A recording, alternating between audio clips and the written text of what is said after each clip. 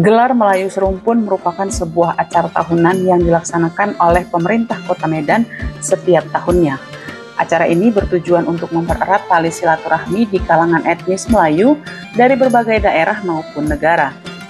Dalam acara Gelar Melayu Serumpun ditampilkan sejumlah tarian Melayu dari Indonesia, Malaysia, India, Singapura, dan Thailand.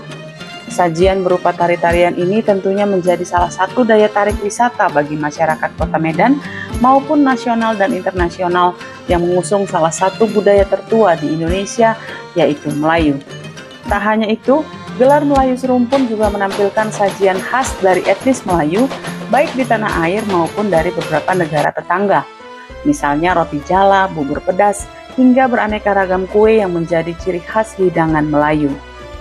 Akan tetapi, khusus bagi masyarakat Melayu di Sumatera Utara, ada sebuah cerita rakyat yang seringkali terlupa, yaitu kisah Meriam Puntung. Padahal Meriam Puntung adalah salah satu sejarah yang tak boleh terlupakan dari kerajaan Deli kuno di Sumatera Utara. Kisah Meriam Puntung tak terlepas dari sejarah kerajaan Aru, Putri Hijau, kisah cinta yang ditolak hingga kasih sayang seorang kakak lelaki kepada adik perempuannya. Jadi sebenarnya cerita Meriam Puntung ini sebelum ada Kesultanan Deli. Kerajaannya lebih awal namanya Kerajaan Haru. Letaknya di Deli Tua sana, itu terjadinya sekitar tahun 1612. Jadi dari Kerajaan Haru ini mereka dipimpin dengan 3 orang anak raja yang bernama satu Mambang Yazid, kedua Putri Hijau, yang ketiga Mambang Hayali atau Mambang Sakti julukannya. Jadi 2 pria tengah wanita tadi, yang wanita ini itulah si Putri Hijau. Jadi beliau ini yang mau dinikahi Sultan Iskandar Muda dari Aceh. Tapi karena berbagai hal dan Aceh mau memperluas daerah kekuasaannya juga, si Putri tadi nggak setuju, akhirnya terjadilah peperangan. Di dalam peperangan itu, kerajaan si Putri Hijau ini mengalami kekalahan. Untuk melindungi kakaknya dari serangan Aceh, adiknya yang bungsu ini, yang 3 bersaudara ini tadi, dengan kesaktiannya, menyatulah sukma atau kekuatannya ke Meriam, lalu Meriamnya ditembakkan ke arah pasukan Aceh yang ingin menyerang. Terus menerus ditembakkan, Meriamnya panas, merah, akhirnya patah, runtuh.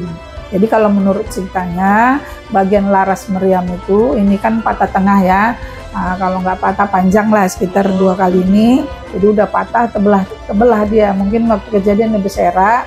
Jadi ceritanya bagian larasnya itu terpentalnya ke Sukanalu. Sukanalu ini nama sebuah desa di dataran tinggi Karo.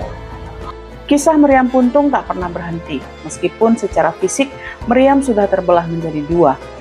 Namun ada saja cerita yang mengiringi. Misalnya para pendatang yang melihat Meriam Puntung bisa mendengarkan suara dari lubang yang ada di tubuh Meriam. Suara yang terdengar bermacam ragam, misalnya ada yang mengaku mendengar suara ombak di lautan, suara tetesan air, hingga suara teriakan perempuan. Tak ayal beberapa kisah horor juga menjadi salah satu cerita bersejarah Meriam Puntung. Saridah Nasution yang merupakan kerabat dari Sultan Deli dan penjaga kunci makam Meriam Puntung menceritakan bahwa beberapa tahun lalu ketika Meriam masih berada di halaman Istana Maimun tanpa perlindungan seperti sekarang, Meriam tersebut sempat berpindah tempat dengan sendirinya. Meriam ditemukan tak jauh dari lokasi di mana ia biasanya berada. Kemudian lebih dari 10 orang membantu mengangkat Meriam kembali ke tempatnya. Sementara itu, Desa Sukanalu di Tanah Karo memiliki bagian lain dari Meriam Puntung ini. Pecahan Meriam terbang ke desa itu. Di sana, pecahannya juga dibangunkan sebuah makam dan dijaga oleh seorang juru kunci. Sejarah kerajaan Melayu tak akan bisa lepas dari cerita Meriam Puntung dan Putri Hijau. Karenanya tentu Meriam Puntung bisa menjadi salah satu daya tarik dalam Gelar Melayu Serumpun di tahun-tahun mendatang.